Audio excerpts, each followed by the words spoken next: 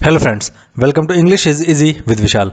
तो आज की इस वीडियो में मैं आपको विक्टोरियन एज के 50 मोस्ट इंपॉर्टेंट क्वेश्चंस बताऊंगा। तो चलिए शुरू करते हैं बिना कोई टाइम वेस्ट किए हुए। So the first question is, Queen Victoria succeeded to the throne of England after. तो ठीक इनसे पहले कौन था किंग? तो सही जवाब है William fourth. The golden jubilee of queen Victoria's rain was celebrated in. तो मैंने आपको बताया था कि कई जो क्रिटिक्स हैं वो कहते हैं कि इनका जो गोल्डन जुबली वाला पीरियड था वही इनका विक्टोरियन एज का लास्ट था, मगर ऐसा है नहीं। तो यहाँ पे सही जवाब आपका आएगा सेकंड का बी, 1887। ठीक है, तो भाई साहब 37 में वो आए थ्रोन पे और उसके बाद 50 साल जब हुए तो 87 में queen Victoria became the impress of India. तो इंडिया को इम्प्रेस कब बनी? इंडिया में उनकी बादशाहत कब आई? तो यहाँ पे सही जवाब है 1876। The Oxford movement was basically तो ऑक्सफोर्ड मूवमेंट एक तरह का क्या था? तो भाई साहब सबको पता है कि ये रिलीजियस मूवमेंट था।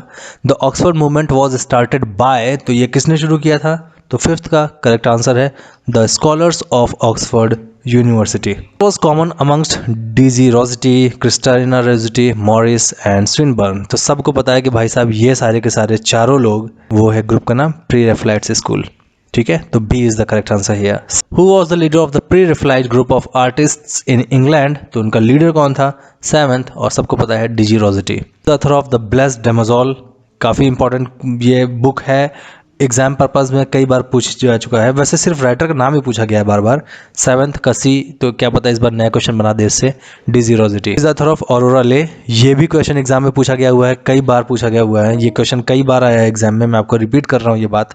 नाइन्थ, और एलिजाबेथ बैरेट ब्राउनिंग। हस्बैंड का नाम बताइएगा आप मुझे। Basic theme of Arnold's Literature and Dogma is, तो वो बेसिकली किस बारे में बात करते हैं? तो यहाँ पे है थियोलॉजी के बारे में। थियोलॉजी क्या होता है? Study of gods. Arnold's Culture and Anarchy deals with the subject of what? 11th correct answer is education. Darwin's The Origin of Species by Natural Selection challenges किस चीज़ को चैलेंज करता है? भाई साहब यही एक विक्टोरियन कंप्रोमाइज भी था, मैंने डिस्कस किया हुआ है ये चीज़ अपनी वीडियो में। C, biblical concept of the creation of the world, और ये बोल दिया कि ना ना ना ना, हम सब तो क्या है, बंदर से आए हैं, और बाइबल को उन्होंने क्वेश्चन मार्क लगा दिया। What is the common amongst cardinal Newman, John Keble, Henry Newman and Stanley? तो ये चारों लोग किस चीज़ से रिलेटेड है? चारों में कॉमन चीज़ क्या है? और ये है कि ये सारे के सारे ऑक्सफोर्ड मूवमेंट से एसोसिएटेड थे। Which of the following novel is called a novel without a hero? तो ये किसके बारे में बोला गया है? 14th correct answer is C, Vanity Fair. इसके राइटर का नाम आप मुझे जरूर बताइएगा। और इसकी character start with B and the second name starts with S. What is meant by Wessex? ये एक तरह का इमेजिनरी प्लेस है, अ रीजन है in which Hardy's novel are always set, कह लीजिए हमेशा। ठीक है, जैसे कि आपको याद होगा तो आर के नारायण की सारी नॉवेल्स एक इमेजिनरी प्लेस मालगुडी में सेट थी, तो मालगुडी डेज उसका नाम ही रख दिया। ठीक है, तो इसी तरह से इनकी सारी नॉवेल वेसेक्स पे थी। George Eliot's novel Romola is ah, तो रमोला बेसिकली क्या है? और ये एक हिस्टोरिकल नॉवेल है। George Eliot was the pen name of, तो मैंने सबको बताया है कि जॉर्ज उन्होंने अपना नाम इसलिए रखा क्योंकि उस टाइम पे मेल राइटर्स को ज़्यादा इज्जत मिलती थी। एक्चुअल उनका नाम क्या था? तो सही जवाब है मैरी एन इवांस। ठीक है, थोड़ा सा वो टाइपिंग मिस्टेक होगी, मैरियन नहीं था। ठीक है, Charles Dickens left one novel unfinished, which was these? Okay, तो इनमें से कौन सी है वो? तो सही जवाब है हमारे यहाँ पे Edwin Drood. Who wrote if God did not exist it would be necessary to invent him? ठीक है, तो अगर गॉड नहीं भी होता तो हमको उसको इन्वेंट करना पड़ता है। ये बात किसने बोली है? 19th correct answer is Voltaire. Tennyson was appointed poet laureate after, तो इनके ठीक पहले कौन थे? 20th correct answer is William Wordsworth. In Memoriam Tennyson mourns the death of, हाँ बहुत इंपॉर्टेंट है, किसकी याद में इन्होंने बेसिकली ये क्रिएशन की?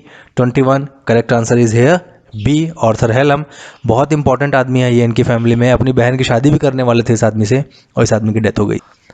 Matthew Arnold's Thyrsis is an elegy written in on the death of, तो ये किसकी डेथ पे लिखा था इन्होंने? मैथ्यू अर्नोल्ड ने। 22nd correct answer is Hugh Clough. Who defines poetry? दस, poetry is a criticism of life under the conditions fixed for such a criticism by the laws of poetic truth and poetic beauty। तो ये definition बहुत ही important definition है, इसको आप याद कर लीजिएगा वर्ड बाय वर्ड, और इसको लिखा है 23rd। Correct answer is C, Matthew Arnold ने।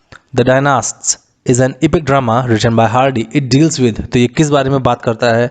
24। Correct answer is the Napoleonic wars. In which of the Hardy's novel the scene of a wife's auction takes place. बहुत इंपॉर्टेंट है कि बीवी का सेल हो रही है, ऑक्शन की जा रही है वो। 25th। Correct answer is C, the mayor of Casterbridge. Okay, इसको जरूर पढ़ लीजिएगा एक बार, एटलीस्ट विकीपीडिया पे जाके इसकी समरी जरूर पढ़ लेना यार, ठीक है। तो मुश्किल से 5-7 मिनट लगेंगे, मगर हाँ काफ़ी इंपॉर्टेंट है, आपको एक basic idea mill. Wilkie Collins is a novelist is best known for, तो इन्होंने बेसिकली जो ज़्यादातर इनकी जो थीम थी वो क्या थी? 26th। Correct answer is C, the creation of sensational plot. Phrase stormy sisterhood is applied to, तो स्टॉर्मी सिस्टरहुड किसके लिए अप्लाइड किया जाता है? तो सही जवाब है भाई साहब, और सब लोग गेस भी कर सकते हो, collectively to all the. Which award was given to Hardy as a great novelist, तो क्या दिया गया था उनको अवार्ड? तो सबको पता है, order of merit. In one of his novels Hardy says happiness is but an occasional episode in general drama of pain. In which of the following novels, तो ये किसने बोला है, सॉरी किस नॉवल में बोला है हार्डी ने? तो सही जवाब है the mayor of Casterbridge. In one of his novels Hardy quotes Shakespeare's remark, तो शेक्सपियर के बारे में वो क्या लिखते हैं? As flies to the wanton boys as we to the gods, they kill us for their sport. In which of the following novels does he quote these lines, तो ये किस नॉवल की लाइन है? तो 30th। Correct answer is Tess. Tess का पूरा character पढ़ लीजिएगा, उसका जो सब टाइटल है वो पढ़ लीजिएगा। इस लाइन, ये बेसिकली लाइन क्या कह रही है कि जैसे कि वेंटन मतलब बुरे बच्चे जो होते हैं वो मज़ा लेते हैं मक्खियों से, ठीक है, उसको मार के कैसे भी करके मारते हैं, तो उससे उनको एक मज़ा आता है। तो ठीक इसी तरह से गॉड के लिए हम लोग वो मक्खियाँ हैं, ठीक है, और वो हमको मारते हैं किस लिए? फॉर देयर स्पोर्ट, एंटरटेनमेंट के लिए। Hardy believed in the philosophy of, तो हार्डी किस चीज़ की फिलोसफी में बिलीव करते थे? Immanent will. Who is the author of Prometheus bound, तो सही जवाब है यहाँ पे एलिजाबेथ बैरेट ब्राउनिंग। तो आप मुझे प्रोमेथियस अनबाउंड इसके राइटर का नाम बताइएगा, ठीक है, और the hint is it is written over there. Which of the following poets speaks of nature as red in tooth and claw, तो ये बात नेचर के लिए किसने बोली है? 3rd। Correct answer is Tennyson. Which of the following novels of Charles Dickens is most autobiographical, और यार ये बहुत कॉमन सी बात है और ऑलमोस्ट हर लिटरेचर के स्टूडेंट को पता होनी चाहिए।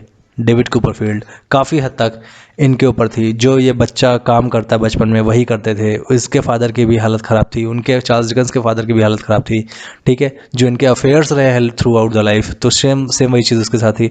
डेविड कूपरफील्ड भी बड़ा होकर राइटर बनता है और चार्ल्स डिकेंस भी बड़े होकर राइटर बनते हैं, तो काफ़ी सिमिलैरिटीज़ हैं। तो आप एक बार वही बात बोल रहा हूँ मैं, थोड़ा सा टाइम देना पड़ेगा आपको, थोड़ा सा इंटरेस्ट जगाना पड़ेगा अपने अंदर, और विकीपीडिया पे जाइए, सिर्फ समरी पढ़ लीजिए, डेट्स इट यार, और ज़्यादा इससे आसान कुछ नहीं हो सकता। Who is the author of the novel no name, और ये किसने लिखी है? 35। Correct answer is B, Wilkie Collins. Who is the author of unto this last, और ये मैंने कई बार डिस्कस किया हुआ है यार, 36 C, John Ruskin. Dickens said about one of his novels I like this the best, which novel was he referring to, तो कौन सी उनकी फेवरेट नॉवल थी अपनी सारी लिखी हुई सारी नॉवेल्स में?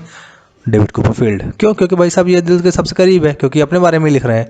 Who is the author of doctor jackal and mister hide, तो देखो यार, जब भी साइंस वाइंस की बात आए तो दो नाम आते हैं सामने, एक है स्टीवेंसन और दूसरा है W.G. वेल्स, ठीक है, तो यहाँ पे W.G. वेल्स का ऑप्शन ही नहीं है। 38। Correct answer is C, Stevenson. Charles Dickens characters are generally, तो जनरली वो आप यहाँ पे फ्लैट लिख सकते हैं। In Dickens, A Tale of Two Cities, the two cities referred to, the correct answer here, London and Paris. The theme of Tennyson's Idylls of the King is, तो ये किसके बारे में बात करते हैं? 41. Correct answer is the story of King Arthur and his round table. Tennyson's Queen Mary is what it is? 42. Exact answer is C, drama. Let knowledge grow from more to more, but more of reverence in us dwell, that mind and soul according well may make one music as before. तो भाई साहब ये देखिए, ये line क्या कह रही है कि ठीक है भाई, दोनों नॉलेज बराबर ही बढ़े, जैसे कि रिलीजन की बात हो और साइंस की बात हो, तो दोनों के बीच में भाई साहब एक बैलेंस हो। मगर जब दोनों आगे ऊपर की तरफ जा रही हो, मगर जो उनसे म्यूज़िक निकले, मतलब कि उनमें बीच में जो हारमोनी है भाई साहब, वो बनी रहे, वो बरकरार रहे, वन म्यूज़िक दोनों, ठीक है। तो ना रिलीजन साइंस को क्वेश्चन करे, ना ही साइंस रिलीजन को क्वेश्चन करे, ठीक है। तो ये बात टेनिसन ने बोली है, इन मेमोरियम बोली है, और इसका क्या मतलब है, तो देखो भाई साहब साफ साफ मतलब निकल रहा है, compromise between knowledge and faith. May there be no mere moaning of bar when I put out to sea. These lines occur in Tennyson's 44. Exact answer is C, crossing the bar. इस poem को मैं बहुत जल्दी आपके लिए explain करने वाला हूँ। How many years did Tennyson take in brooding over and finishing in memoriam? देखिए, और ये बात सोचने वाली है कि इन मेमोरियम आर्थर हेलम की डेथ के याद में उन्होंने लिखा था। उसके मौत ऑलमोस्ट 17 ईयर्स, 17 सालों के बाद इन्होंने इसको पब्लिश किया था। आगे देख, which poem of Browning's begins with me, तो ये the best is yet to be, तो ये लाइन जो ली है उन्होंने 46th, correct answer is C, Rabbi Ben Ezra. I was ever a fighter so one fight more, the best and the last, तो ये गई है 47th बी प्रोस्पाइस से, और मैंने इस पोएम को डिस्कस भी किया है, अगर आप चाहिए तो आप उसको देख सकते हैं, काफ़ी इंपॉर्टेंट पोएम है एग्जाम पॉइंट ऑफ व्यू से। इसके अलावा मैंने माई लास्ट डिशेस की भी वीडियो बनाई हुई है। God is in the heaven, all right with the world, all is right with the world, ये किसने बोला हुआ है, तो 48, correct answer is C, Pippa passes. Truth sits upon the lips of dying man. In which poem of Matthew Arnold's does this line occur? तो एक मरता हुआ आदमी हमेशा सही बोलता है, सच बोलता है, तो ये लाइन आई है 49 सोहराब एंड रुस्तम से। About others abide our question, thou art free, we ask and ask, thou smilest and art still, out-topping knowledge। तो ये पोएम शेक्सपियर से लिया गई लाइन है। मैंने इसको कई बार बताया हुआ है, कई बार रिवाइज किया होगा आपने, अब तो आपके दिमाग में सेट हो जानी चाहिए। पोएम अगर नहीं समझी है तो वीडियो में जाके देख लीजिएगा, और शेक्सपियर से लिया गया है। तो ये वीडियो थी, मुझे उम्मीद है कि आपको पसंद आई होगी, अच्छी लगी होगी। ऐसी ही वीडियोज़ के लिए मेरा चैनल ज़रूर सब्सक्राइब कीजिएगा। Thank you so much, God bless us all.